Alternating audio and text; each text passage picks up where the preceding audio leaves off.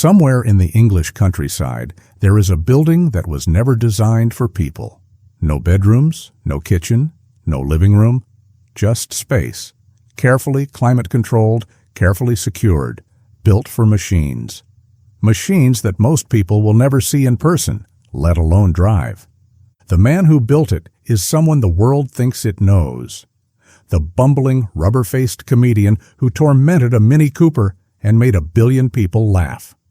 But the automotive world sees him differently. They see a man who held a truck driving license before he held a film contract. A man who drove his most prized possession to school pickups, to the grocery store, and eventually into a tree at 60 miles an hour. A man who once lost nearly $500,000 on a single car and called it money well spent. His name is Rowan Atkinson.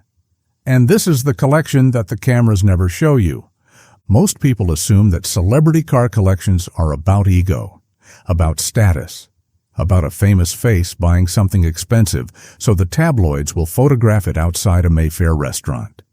Rowan Atkinson's collection is the opposite of that.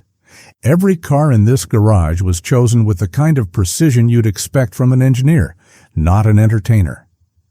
And that makes sense, because before he was Mr. Bean, Rowan Atkinson studied electrical engineering at Oxford.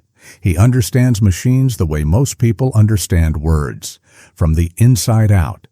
We are going to walk through 10 of the cars in this collection today. But here is what I want you to pay attention to. It is not the price tags that make this story remarkable. It is the pattern. Because when you look at what this man chose to buy, chose to drive, and chose to keep, a very specific portrait of a collector emerges. One that will change how you see him entirely. And at number 1, we have the car that triggered the largest private automobile insurance claim in British history. Stay with me, because that story alone is worth the next 15 minutes. Car number 10, 1952, Jaguar Mark 7. We begin not with a sports car, but with something far more interesting. The 1952 Jaguar Mark 7 is a full-weight luxury saloon, 5 meters long, 1.75 tons of English steel, leather, and walnut trim. It looks like something a retired judge would drive to Sunday church. It does not look like a racing car. Rowan Atkinson races it at Goodwood. He purchased the Mark 7 at a Bonhams auction in 2001 and began entering it in the Goodwood Revival almost every year afterward. The Goodwood Revival, for those unfamiliar, is not a parade. It is a full-contact historic racing event attended by professional drivers, ex-Formula One champions, and some of the most competitive amateur racers in Britain. Against lighter, faster, more purpose-built machines, Atkinson has hurled this massive saloon around the circuit and finished on the podium. He once described himself as a rank amateur when it comes to racing. At the 2025 revival, he lined up alongside Jenson Button and Dario Franchitti in a 1952 Jaguar. That tells you everything about the kind of driver he actually is. Car number 9, 1939 BMW 328 Roadster. Before the Second World War ended, BMW's pre-war production, they built 464 examples of the 328 Roadster between 1936 and 1940. It was a car that changed motorsport. Aluminum body, steel ladder frame, total weight under 850 kilograms. Its straight six produced just 79 horsepower, but on roads built for horses, that was enough to win the Mille Miglia outright. The Mille Miglia, 1,000 miles through the Italian countryside, open roads, towns, villages, no barriers. The most dangerous, most celebrated road race in history. Atkinson owns the silver 328 that took part in that race. And in 2011, he drove it himself on those same Italian roads 7 decades later in the commemorative Mille Miglia revival event. A man choosing to experience history rather than simply display it. Standard examples of the 328 have sold at auction for over $600,000. His, with its provenance, is worth considerably more. Car number 8, 1977, Aston Martin V8 Vantage. In 1984, a young Rowan Atkinson walked into a garage and bought an Aston Martin that almost nobody wanted. The V8 Vantage had been out of fashion for years. The supercar world had moved on. Atkinson became the car's third owner and paid what was considered, at the time, a very reasonable price. He understood something that the market hadn't yet caught up to, that this was Britain's first true supercar, a 5.3-liter 5.8, 375 horsepower, 0 to 60 in 5.2 seconds. And a top speed that, in 1977, made it one of the fastest production cars anywhere on Earth. He later had it converted from left-hand drive to right-hand drive for British roads. It appeared in not one, but two of his Johnny English films. It is still in his collection today. What was once overlooked is now valued between $180,000 and $220,000. Proof that the collector who buys with knowledge rather than trend will always come out ahead. Car number 7, 1986, Aston Martin V8 Zagato. Here is where the story gets expensive. In 1998, Atkinson purchased a 1986 Aston Martin V8 Zagato, a car produced in such limited numbers that most serious collectors had never seen one in person. He did not put it in a museum. He sent it directly to Aston Martin Works at Newport Pagnell for a complete ground-up rebuild as a competition race car. That conversion cost approximately $300,000, more than the car itself was worth at the time. He raced it for a full decade. He crashed it at the Croft Circuit in 2001. He rebuilt it. He kept racing it. When he eventually sold the Zagato at auction in 2008, it brought $162,000, a substantial financial loss against everything he had invested. And when a journalist asked him about it, his response became one of the most quoted lines in British automotive circles. He smiled and said the phrase rhymes with clucking bell. That willingness to absorb a loss in pursuit of experience is the clearest window into who Rowan Atkinson is as a collector. Car number 6, 1989, Lancia Thema, 8.32. Very few people outside of Italy have ever heard of this car. That is precisely why Rowan Atkinson owned one. The Lancia Thema 8.32 was a four-door Italian saloon that looked from the outside like something you would find in a long-term parking lot at a regional airport. Completely unremarkable, intentionally anonymous. But under that boxy hood sat a 2.9-liter V8 engine sourced directly from Ferrari. The same fundamental architecture found in the Ferrari 308. Lancia even placed a small badge on the engine block that read, Lancia by Ferrari. 8 cylinders, 32 valves. A sound that had absolutely no business coming from a family sedan. Atkinson's version was finished in deep red with wood-trimmed interior and brown cloth seats, ultra rare in the United Kingdom, where only 9 examples were ever sold. He eventually auctioned it alongside one of his Mercedes-Benz sedans. But the fact that he owned it at all, that he sought out a car the world had forgotten, speaks volumes about what he finds interesting. Car number 5, 1993, Mercedes-Benz 500e. If the Lancia was Atkinson's stealth choice, the Mercedes-Benz 500e was his recurring obsession.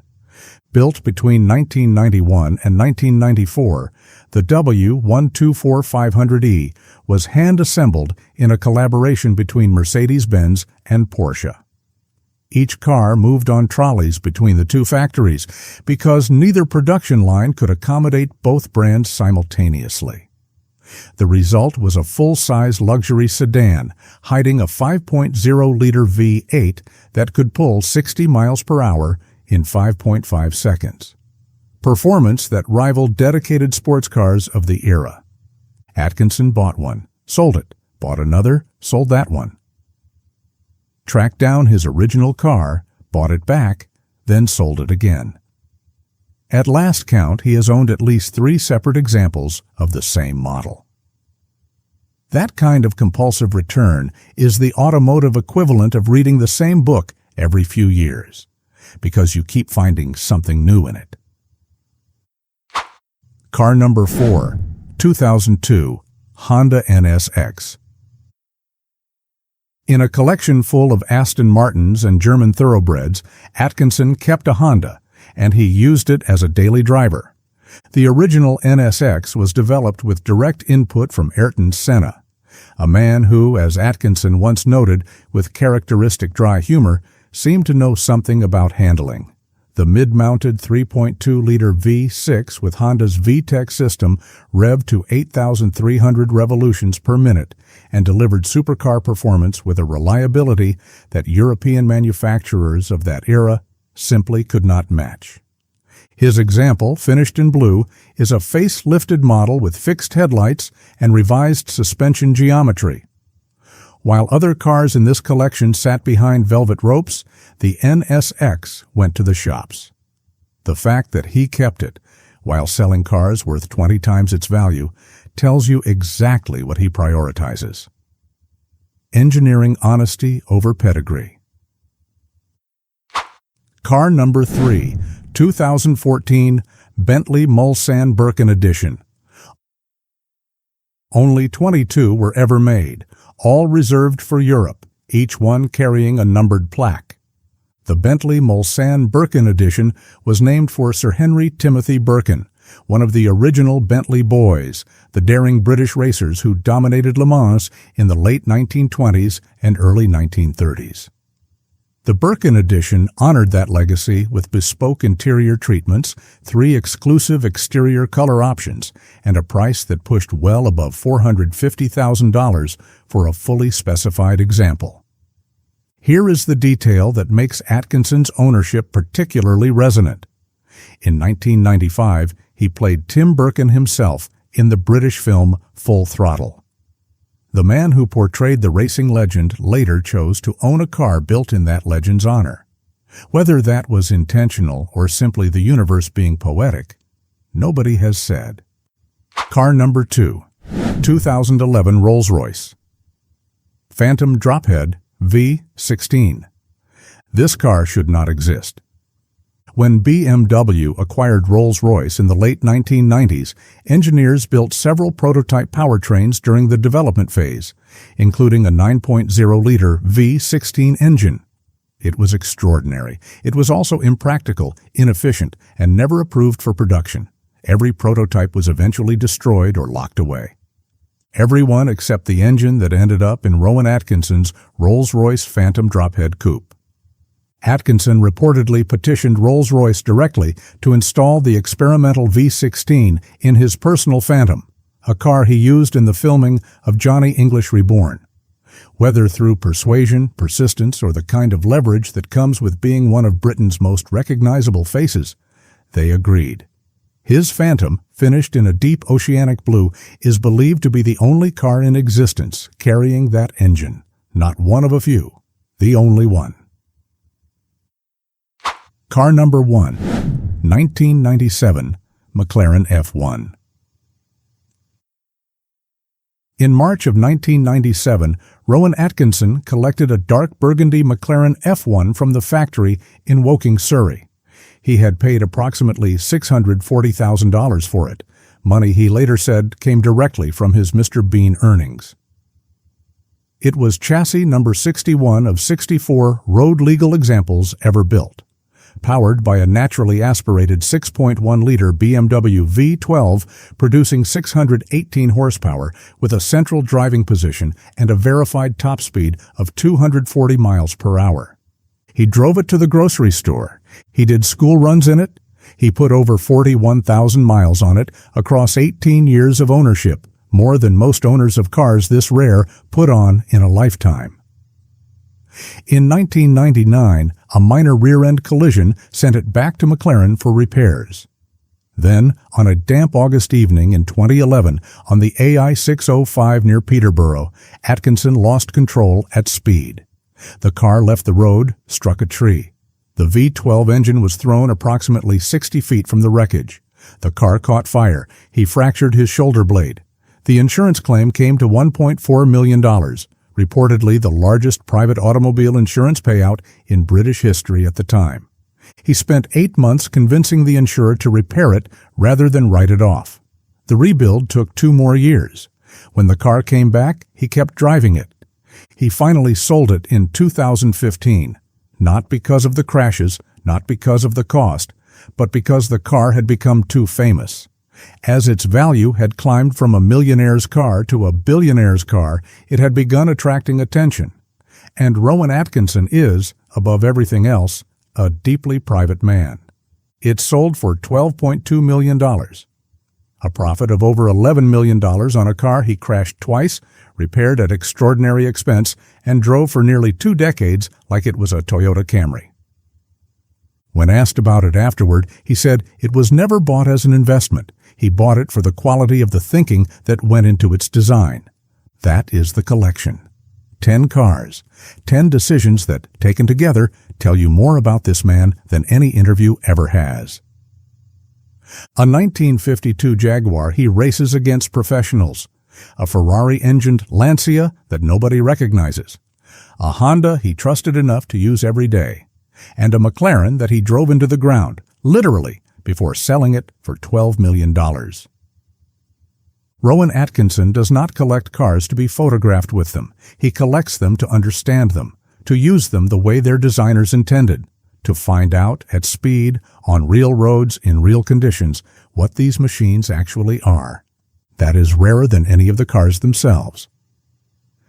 If this story changed how you see him, leave a comment below.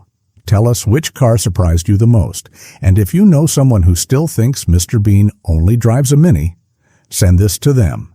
They need to see it. Subscribe for more stories like this. There are garages we haven't opened yet.